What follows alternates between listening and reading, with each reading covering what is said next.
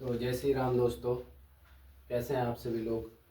आशा और उम्मीद करता हूं कि आप सभी लोग जहां भी होंगे स्वस्थ और मस्त होंगे। आज नवरात्रि का जो है 5वां दिन है। माता रानी से आप सभी लोगों के लिए प्रार्थना करूंगा कि आप सभी लोगों के घर में सुख समृद्धि हो और माता रानी की कृपा सभी लोगों के ऊपर बनी रहे। हालांकि वीडियो तो मैं फ़ोन के ज़रिए से आप लोगों को दिखाते रहता हूँ जहाँ भी जाता हूँ। तो आज वीडियो बनाने का मुख्य उद्देश्य ये था, एक खुशी का भी पल है। जैसा कि आप सभी लोगों को पता है, प्रयागराज में मैं गया हुआ था। वहाँ पर 10-15 दिन में रहा, लगभग 14 दिन रहा मैं वहाँ पर। और तो वहाँ पर जितने दिन भी रहा, कई सांस्कृतिक मंचों में जाने का मौका मिला और कई जगह भंडारों में कई लोगों की हेल्प करने का भी मौका मिला। तो ये चीज़ें तो अलग थी। हर जगह कुंभ में अनुभव भी लिया, महामंडलेश्वरों से भी मिला, नागा साधुओं से भी मिला। काफ़ी मैंने फोटो अभी शेयर की नहीं है। तो सबसे खुशी की बात यह है कि मेरे लिए, मुझे पता नहीं था कि एक दिन, जैसा कि कल योगी जी ने भी अपने भाषणों में बताया था कि 68 करोड़ जनता ने वहाँ पर महाकुंभ में स्नान किया। तो उन्हीं लोगों के बीच में से जब मेरे वहाँ पर प्रोग्राम्स थे और कई चीज़ें थी, तो वहाँ पर मेरा डायरी में नाम लिखा गया था। हालांकि मैं सोच रहा था कि ये नाम क्यों लिख रहे हैं करके। तो इसका रीज़न ये था कि दोस्तों, कल ही जो है महाकुंभ प्रयागराज से जो है मेरा यहाँ पर पोस्ट जो है, ये प्रशस्ति पत्र मिला है मुझे। आप देख सकते हैं, ये महाकुंभ प्रयागराज का। मैं कोशिश करता हूँ आप लोगों को दिखाने की। तो ये प्रशस्ति पत्र आया है दोस्तों। तो ये मेरे लिए बड़े ही उत्साहित पल है। मेरी जीवन के मेरे जीवन के बहुत ही महत्वपूर्ण पल हैं, क्योंकि पहले तो कभी ऐसा सोचा नहीं था कि हम प्रयागराज महाकुंभ में जाएंगे, क्योंकि कभी ये फिक्स नहीं था कि हम कब रिटायर होंगे, या हमें ये पता नहीं था कि महाकुंभ कब होगा।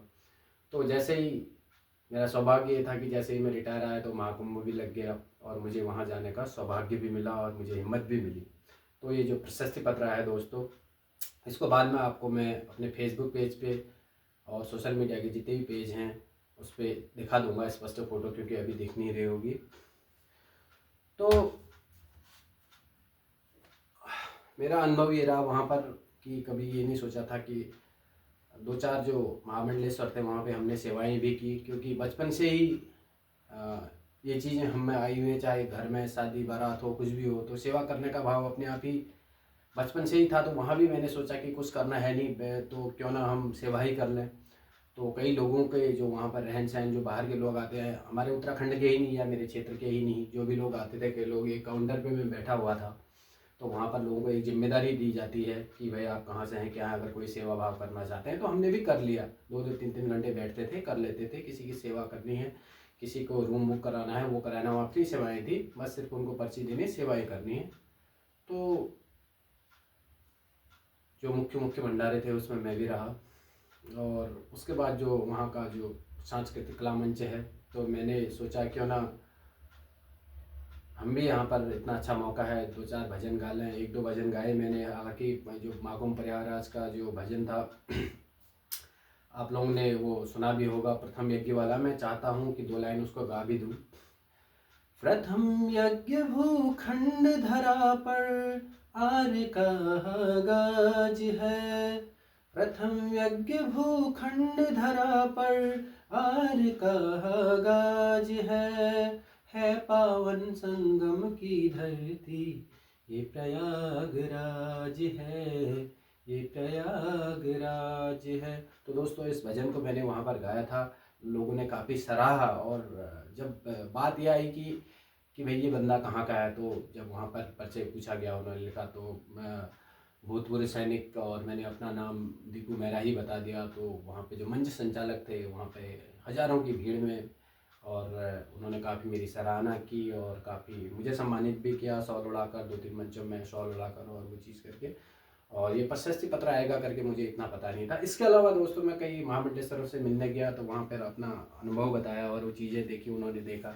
तो एक चीज़ उनमें से एक ये है, ये देख सकते हैं आप, हनुमंत कृपा सम्मान जो है अर्जी वाले हनुमान मंदिर हैं, ये है सिंहस्थ क्षेत्र, बड़नगर, उज्जैन के हैं ये। और इनके जो महामंडलेश्वर हैं, अनंत श्री विभूषित वरिष्ठ महामंडलेश्वर स्वामी प्रेमानंद पुजारी महाराज, पंचायती अखाड़ा श्री निरंजनी। जैसे अलग अलग अखाड़े के होते हैं महामंडलेश्वर, आप इसको नेट में भी देख सकते हैं। तो ये फ़ोटो मैंने पहले भी दिखाई थी, आप ये देख सकते हैं। उसके बाद जो है मैं अपने फेसबुक पेज पे भी इसको डाल दूंगा, सोशल मीडिया पेज पे। तो कहने का मतलब मेरा ये है दोस्तों, काफ़ी अच्छा लग रहा है इन चीज़ों को जब आपको कहते हैं ना, एक सम्मान जो है, एक सुई की नोक भी जो है इनाम के बराबर होती है। तो मुझे तो जैसे ही मैं रिटायर आया तो काफ़ी मंचों में मुझे सम्मानित होने का मौका मिला। हालांकि ये प्रवृत्ति बचपन से ही, आप सभी लोग जितने लोग भी मुझे जानते हैं, मैं जितने साल भी फौज में रहा, तो मैं कोशिश करता था कि छुट्टियां उस टाइम ली जाए, या तो एग्ज़ाम के टाइम में लेता था, या फिर जो हमारे यहाँ रामलीला होती है या ऐसे टाइम पे मैं छुट्टी लेता ताकि मैं वहाँ सहभागिता कर सकूँ। क्योंकि बचपन में हम लोग जो पाठ आठ खेलते थे, वो थोड़ा बहुत हमको जो भी आता है, जब हम पाठ खेलते थे तो उसका जो है तालीम हम अपने बच्चों को दे सकें। हमने लोहाघाट में भी पाठ खेला, अपने घर में भी खेला, और आज जो है अपने घर में भी तालीम देते हैं। जहाँ रामलीला का मौका मिलता है, अल्दू चौड़ है, यहाँ अल्दू चौड़ मेरा गृह क्षेत्र है, यहाँ भी तालीम देते हैं। ऊपर बेड़ी पड़ाव है, वहाँ भी तालीम देने का मौका मिलता है, तो वहाँ पर ये काम छोड़ता नहीं हूँ। और ये चीज़ें जो है मेरे को अच्छी लगती है। तो कहने का मतलब दोस्तों मेरा ये है, अगर आप सकारात्मक सोच के साथ आगे बढ़ रहे हैं और आप में कुछ करने की इच्छा है समाज के प्रति, तो यकीन मानिए कि आपको हर जगह सम्मान मिलेगा। और खुशी की बात ये होती है दोस्तों, माँ बाप के लिए सबसे बड़ा खुशी का पल यही होता है, अगर उसका कोई नाम ले ले कि किसका बेटा है करके, अच्छे कामों में। तो लोग बोलते हैं ना, इसका बेटा है, इसका बेटा है, तो तेरे पिताजी का नाम क्या है, माता जी का नाम क्या है। तो इन चीज़ों से क्या है, माँ बाप के लिए सबसे बड़ी खुशी वही होती है कि किसी बच्चे की वजह से, उनकी बच्चे की वजह से उनका नाम आ रहा है। और इसके अलावा दोस्तों, जब वहाँ पर सीएम साहब आए थे, उस टाइम जब मेरे को सॉल उड़ा के वहाँ पे सम्मान किया था, उस टाइम सीएम साहब भी वहीं पे थे। हालांकि उनके जो ये है, उन्होंने भी मेरा नाम लिखा हुआ है। सीएम साहब से तो मुलाकात होती रहती है, देहरादून भी मुझे जाना है। इसके बाद जब ये आ गया दोस्तों, तो कई प्रशासनिक हमारे जो है अधिकारी भी हैं, और कई राजनेता हैं, कई हमारे मित्र हैं जिन्होंने मुझे बधाइयाँ दी हैं ये प्रशस्ति पत्र आने पर। और उनकी जो वीडियोज़ और जो फ़ोटोज़ हैं वो आपको मैं अपने सोशल मीडिया पेज पे डाल दूँगा, और आप लोगों को भी अच्छा लगेगा। और इसके बाद जो है मैं चाहता हूँ दोस्तों, जो अब मेरा जो आगे की जर्नी हो, वो मतलब एक समाज हित में हो। क्योंकि स्वयं के लिए बहुत कुछ कर लिया है, और भगवान ने बहुत कुछ दिया हुआ भी है। क्योंकि दोस्तों पैसा तो हर कोई कमा रहा है, और लेकिन शाम को खाता पेट भर ही है। चाहे कोई करोड़पति हो, चाहे कोई अरबपति हो, चाहे जो मजदूरी कर रहा है वो भी शाम को पेट भर ही खाता है, उससे एक्स्ट्रा नहीं खाता है। लेकिन जो दोस्तों सम्मान है, सम्मान को कमाने में बहुत समय लगता है। और इसके अलावा भी अभी, क्योंकि मेरे को 1 ही साल हुआ है, और जो राजनीति अनुभव है या जो कई और जो काम हैं, उन चीज़ों को समझने में मुझे थोड़ा सा समय लगेगा, ताकि उन चीज़ों को समझ के जो है मैं किसी सामाजिक हित में काम कर सकूं। क्योंकि दोस्तों हू हल्ला करना, ये करना, ये चीज़ें अलग होती हैं, इनसे काम नहीं बनता है। अगर आपके पास हकीकत में किसी विषय का सही ज्ञान है, और प्रशासनिक अधिकारी से आपको सही बात करने का सलीका है, तो यकीन मानिए प्रशासनिक अधिकारी या कोई भी अधिकारी या कोई भी कर्मचारी आपकी बात को ज़रूर मानेंगे। हालांकि थोड़ा सा देर सवेर हो सकती है, ज़रूरी नहीं है कि हर जगह आप अप्रोच ही लगाएं। लेकिन आपको, अगर आप किसी टॉपिक पे जा रहे हैं, किसी बात के लिए जा रहे हैं, तो उसका होमवर्क करना बहुत ज़रूरी है।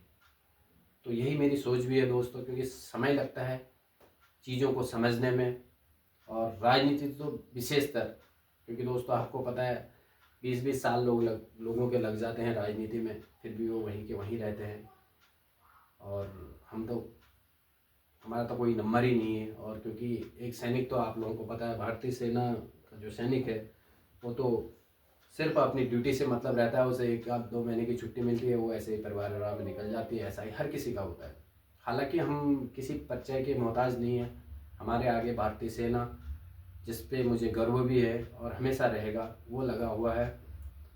और इसी के साथ जो है मैं आगे जो है अपने हिसाब से कुछ न कुछ अलग करने की सोच रहा हूँ। हालांकि जिन लोगों को उम्मीद है, कई जगह मैं जाता हूँ अपने क्षेत्र में, माताएं बहनें जितनी भी हैं, कोशिश करता हूँ बातें जितनी भी समझ जाएं। और हालांकि हमारे यहाँ जैसे अभी बीच में कैंप लगा हुआ था, दोस्तों किसी को झूठा आश्वासन देना सही नहीं है। अगर आप काम कर सकते हैं सही है, नहीं कर सकते हैं तो आप किसी को भी झूठा आश्वासन मत दीजिए। कई चीज़ें मैंने ऐसे देखी हुई हैं। इन चीज़ों को दरकिनार रखते हुए पुनः आप सभी लोगों को मैं दिल की अनंत गहराइयों से धन्यवाद भी देता हूँ।